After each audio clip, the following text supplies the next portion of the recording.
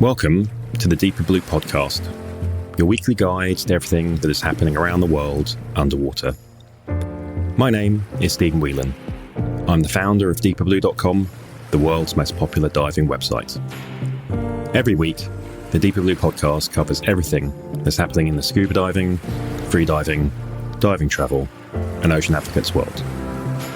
So join us as we explore the Deeper Blue. Hi everyone, welcome to episode 25 of the Deeper Blue podcast. Coming up, we've got all the latest news in the last week from around the world underwater. Then our fabulous co-host, Mehgan Heany-Grier, talks to legendary underwater photographer Stephen Frink, who also happens to be the publisher of Divers Alert Network's beautiful magazine, Alert Diver. We then get to hear from Margo Peyton, the founder of Kids Sea Camp, with a top tip on how to trust your instinct when starting out to dive. And then finally, we hear from Ralph Graves on his best dive ever. Before we get started this week, I want to update you on what is going on, as this is going to be the penultimate episode of Series 1 of this podcast. When Jason Elias and I started the podcast back in June, we were at the height of the first wave of the pandemic. And when we kicked this off, we wanted to see how everyone responded to it and how, more importantly, we kind of got into this rhythm of doing the podcast. I'm pleased to say that everyone seems to absolutely love podcasts, certainly everyone who gets in contact with us. So thank you for your support over the last 7 months. What we probably hadn't accounted for was the immense amount of time and money that it takes to produce a podcast to the quality that we believe in. To make sure that we can continue that level of quality, we do need to build in some breaks to the schedule to allow us to do things like recharge our batteries, do some planning, work with the co-hosts and guests to make sure that every episode ends up as epic as we can make it. In 2021, we're now going to be moving to 4 series of 10 episodes each, with a little break in between each series. So what does that mean for episodes this year? Well, our last episode of this series, which will now become Series 1, will be episode 26, which is next week, and we'll release that Tuesday, the 15th of December. And then we're going to take a well-earned break through to early February next year, 2021. And to be honest, although it seems like a long way away, it will only be a short time and then we'll return. And honestly, we can't wait to return and continue to bring you the latest news from the underwater world, talk to the most interesting people in the dive world. We certainly have had many of them on this series. And of course, we get to hear top dive tips from those interesting people. And of course, your best dives ever. One final thing before we get into the news. If you've liked, or even if you've disliked anything on the podcast, perhaps you have a guest that you think we should interview, or just want to get in touch to talk about all things diving, then please do get in touch. We'd love to hear from you.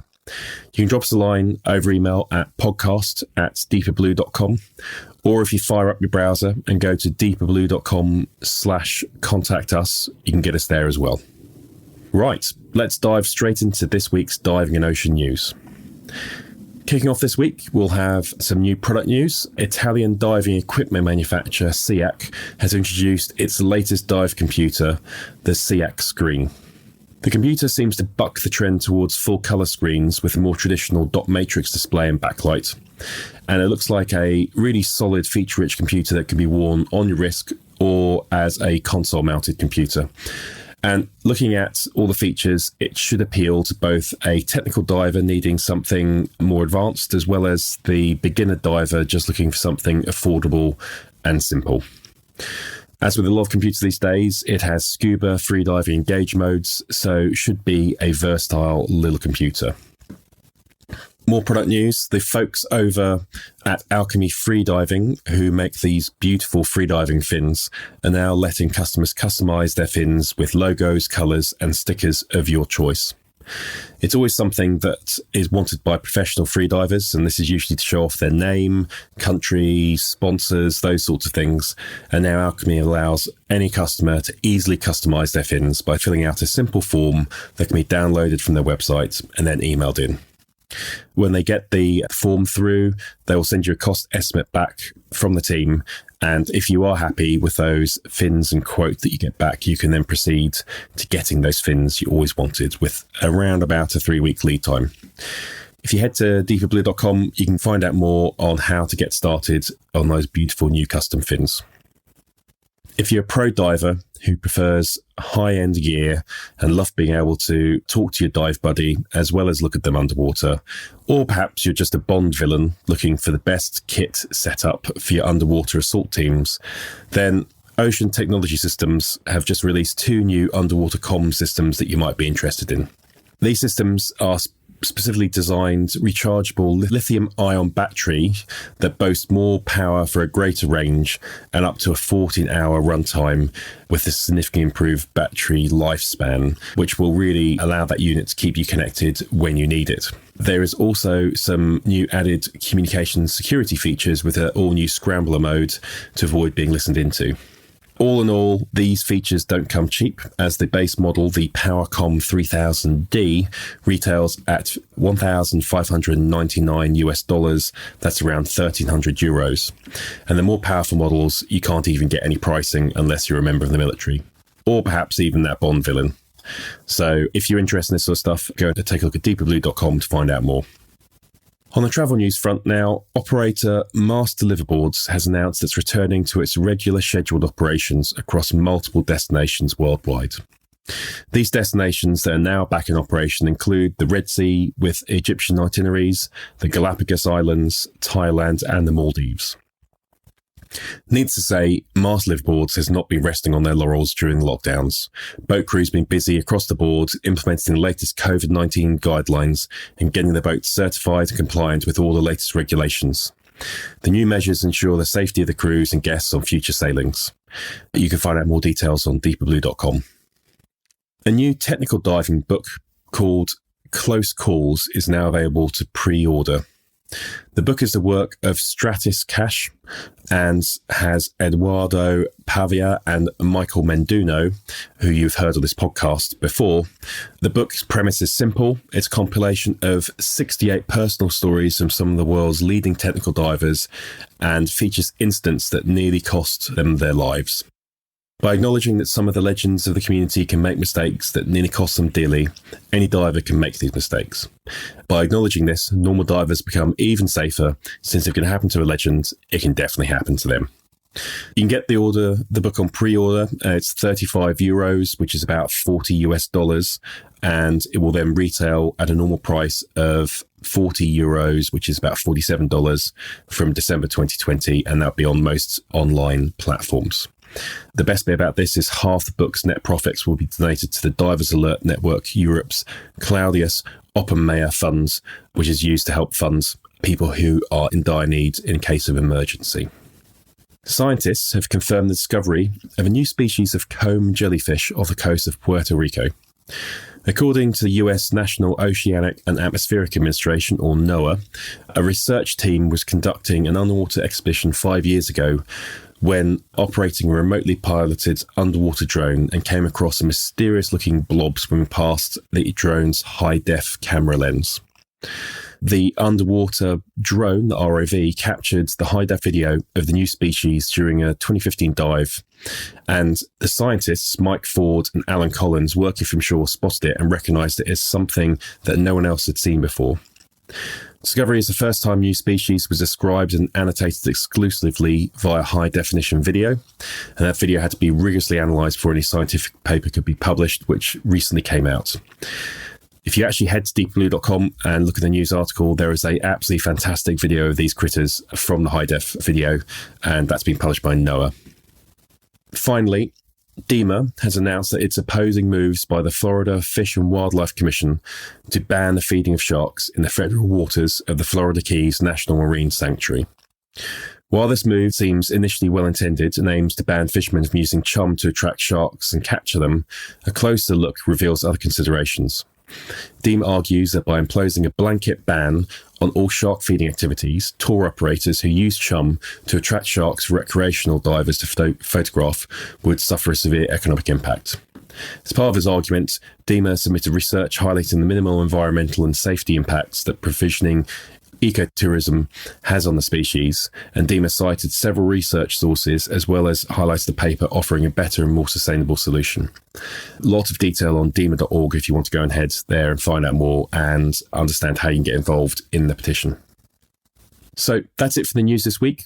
Remember, you can catch up on all the latest news and happenings around the world underwater by heading to DeeperBlue.com or by checking us out on Facebook, Instagram or Twitter. And finally, like always, if you like what you've heard, please take a moment and tell one friend who loves diving about the podcast. We really do rely on you, our passionate listeners, to spread the word about this podcast.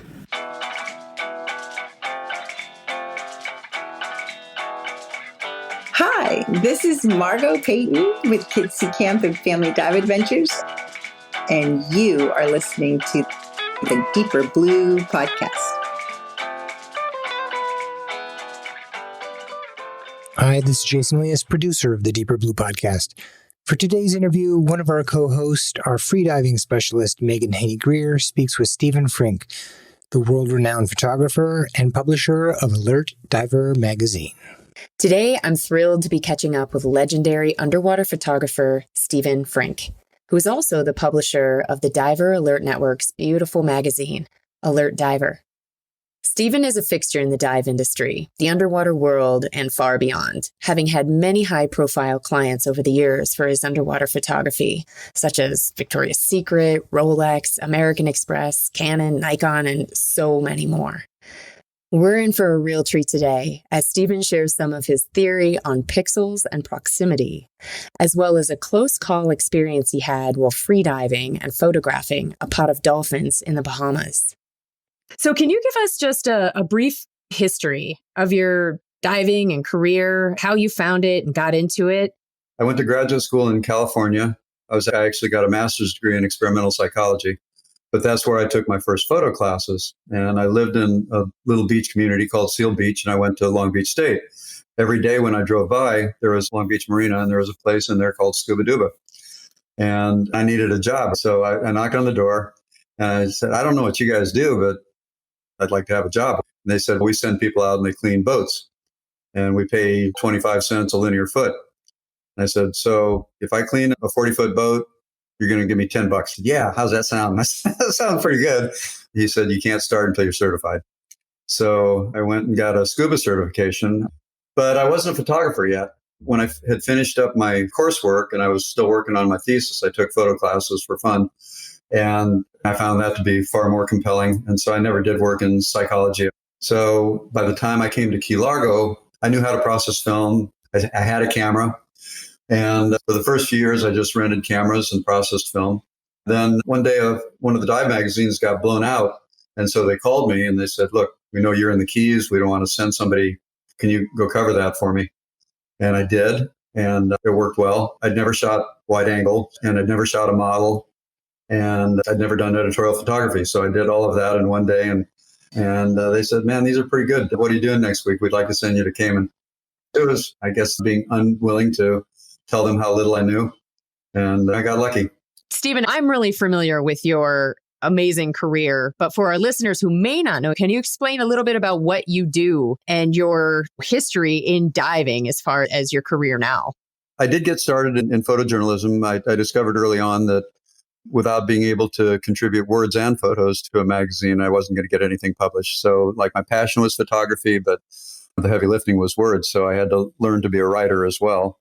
So there was a magazine called Sport Diver magazine in the old days, and that's who I wrote for it. And then they folded and I was without a job. And so I called Bonnie Cardone at Skin Diver magazine and said, this is what I've been doing for the competition. I was, writing a column on underwater photography and traveling. And she said, come and do it for us. And so for 17 years, that's what I did.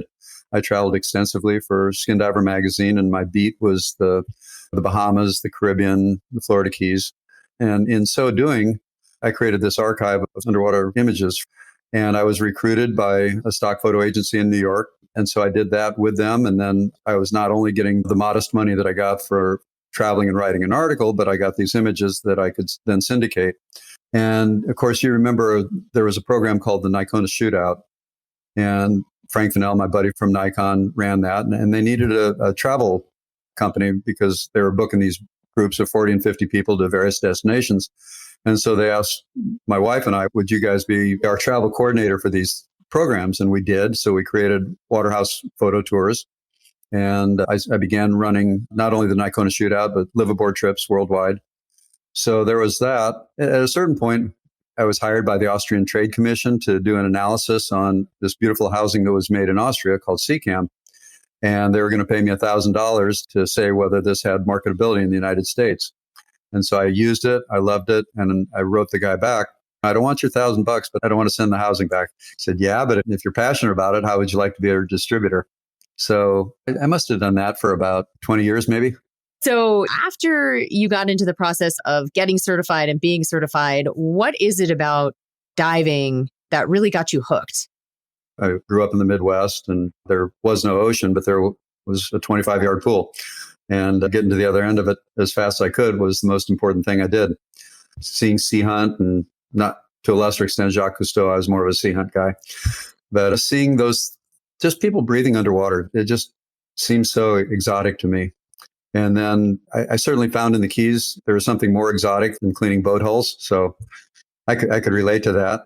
The marine life was very compelling, but I would have dropped out if it were not for underwater photography, because every dive is a little different. Even if it's Molasses Reef for the 2050th time, it's a different Queen Angel. It's a different lens. It's just a different challenge. And that's what keeps me engaged even now. If the wind had laid down today and I went out on Molasses, there'd be stuff to shoot that I'd never shot before. It really is looking through the lens. It sounds like is the thing that got you hooked. That's the only reason I do it. And on the rare occasions, like I'll be teaching a class and the first day of a class, I don't take my camera in the water.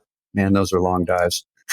I can hardly do 60 minutes in the water without a camera. Thinking back over all of your dive career and time you spent working underwater, is there one dive that's really pivotal for you in some way, really special, or a touchstone dive experience? Yeah, but it's not a dive. It's a snorkel. So I was off West End, Grand Bahama, working the spotted dolphins there. And I'd been a few times, so I had in mind what it took to get a good picture of the spotted dolphins. You have to be athletic and engaging. And if you're just a slug on the surface, they don't pay any attention to you. So I had in mind that this time I wanted to extend my time freediving because I'm not as good as you are at it. So I had got from U.S. divers this little helicopter bailout bottle from their military unit. And so it was like this tiny little 2-inch diameter tank. It had a dedicated regulator. And so my plan was I would go down and I would swim with the dolphins as long as I could. And then I'd take a couple hits from the compressed air and go a little bit further. And then I would just do a free ascent on the way up, because obviously by then it was compressed air. It wasn't just a breath hold dive anymore. So it was the end of the day, and the dolphins, at the end of the day, they head off the bank into deeper water for the night. And so they weren't really into plan. They were going where they were going. And I was swimming alongside a pod of maybe 18 or 20 dolphins. And I was getting really good stuff. Bam, bam, and you got to get closer. And so nice light, beautiful action, good proximity. And I was out of breath hold, so I took the compressed air. So I took all there was. And then it was time to go up after I got a few more shots. By the time I was done on the bottom, I was pretty spent, and I still had to do a free ascent. I was going up and, of course, exhaling, and there wasn't much left. And I thought, this is the first time I'm not 100% sure that I'm going to make it to the surface. I had that thought, and a long way to go. And I had to keep exhaling. And all of these dolphins were headed off to the bank, always swimming horizontally away from me. And the moment I had that thought, they stopped swimming horizontally and they all circled around me vertically. And they followed me until I hit the surface, and then they left. And that was the last I ever saw of them. I couldn't take a picture because I was fighting for my life. But it was that moment that I was really aware of the conscious interspecies communication between marine mammals and people. I knew it intuitively, but I had never experienced it personally. I don't know. I think it was transformational for me, feeling that I was a guest in their world. And at that moment, they were accepting and willing to help. That's how I feel about fish, too. I don't eat fish for that same reason. I feel like I've been a guest in their realm, and it's my job to have a benign presence. And if I can communicate something to our species relevant to their species, maybe that's a good thing for me.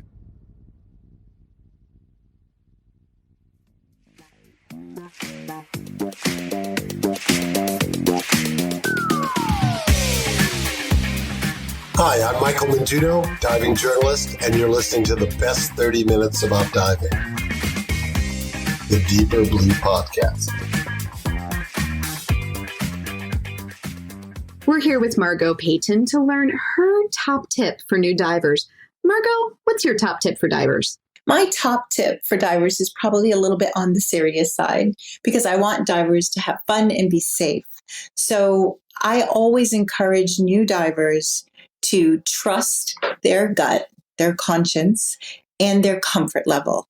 And just because you're learning from someone that's an instructor, no question is too dumb to ask. Ask those questions that you have. Make sure you feel comfortable in every part of what you're learning to do as a diver. And make sure that when you start diving, you dive within your comfort level, you dive with someone you feel safe with, and that you feel confident about where you're going and what you're doing. And once you feel that, then you can really enjoy and just have fun with the sport, because it is one of the most amazing, awesome sports in the world. So I would just say manage your comfort and your trust and go with that.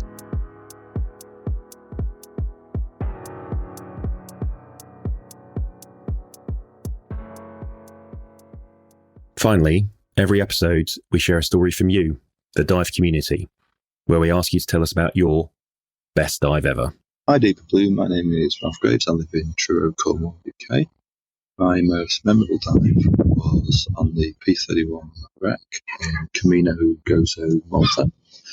And it was a day where there was a lot of users at the site. There were boats tied onto the wreck itself. There was conflict at the surface.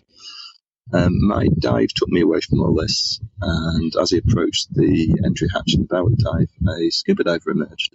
And then there was 2 scuba divers, 3 scuba divers, 4 scuba divers.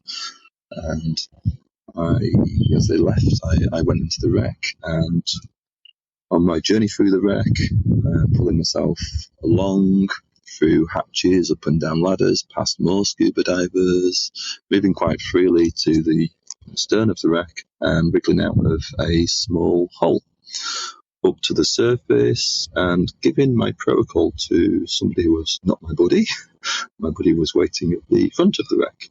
But it was really clean, I was happy, and I learned that life doesn't always go your way. It's unexpected. Sometimes you've just got to be calm and get through it. We'd love to hear your story about diving. So at the end of the show, you'll find out all the info you need to submit your best dive ever.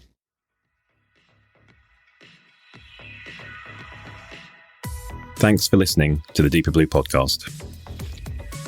Find out more on all the stories you've heard this week, plus connect to the world's largest online dive community at DeeperBlue.com.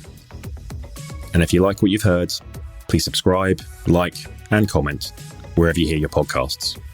These comments and subscribes really make a difference. Before we go, I want to give a big shout out to Jason Elias, our producer. In case you didn't know, he has an amazing podcast about people who have a deep connection to our world's oceans. Connections strong enough that they've dedicated some part of their lives to being in or working on behalf of the water. Take a listen when you get a moment to Jason's show, The Big Deep Podcast. Every week, we want to hear your stories and share them with the world. So please record and send in your short story of your best dive ever. Keep it brief, no longer than 2 minutes, please. And in it, tell us your name and location, where you were on the dive, what happened that made it so great, and why it's meant so much to you. You can get that over to us at bestdiveever@DeeperBlue.com, or head to our website, podcast.DeeperBlue.com/bestdiveever. Join us again next week and explore much more of the deeper blue.